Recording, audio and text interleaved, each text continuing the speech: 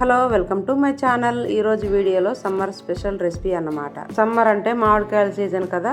So ఇప్పుడు పచ్చి మామిడికాయలు వస్తాయి కాబట్టి పచ్చి మామిడికాయలతో పప్పుని కమ్మగా రుచిగా ఎలా చేసుకోవాలో చేసి చూపించబోతున్నాను.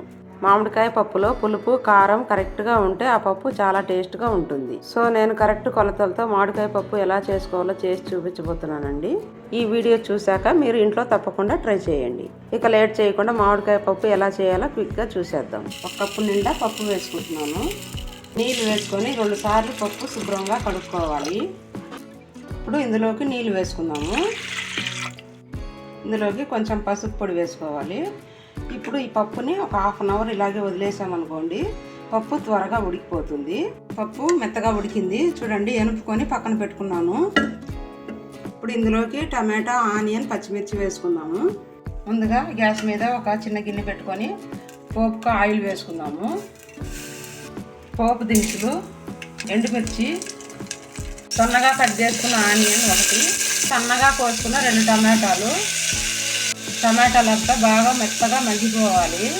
ఇప్పుడు ఇందులోకి పచ్చిమిర్చి సన్నగా కట్ చేసుకొని వేసుకోవాలి. ఇంగువ కూడా కొంచెం వేసుకోవాలి.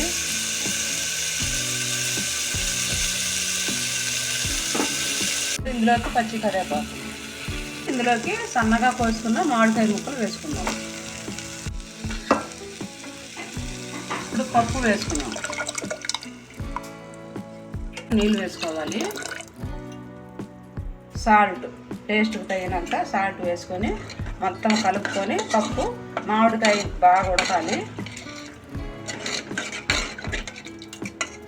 కొంచెం సేపు పప్పును బాగా ఉడికిస్తున్నాము. మామిడికాయ ముక్కలన్నీ మెత్తగా ఉడకాలి. చూద్దాము. మామిడికాయ పప్పు ఉడికింది చూడండి. మామిడికాయ ముక్కలు కూడా ఉడికినాయి బాగా.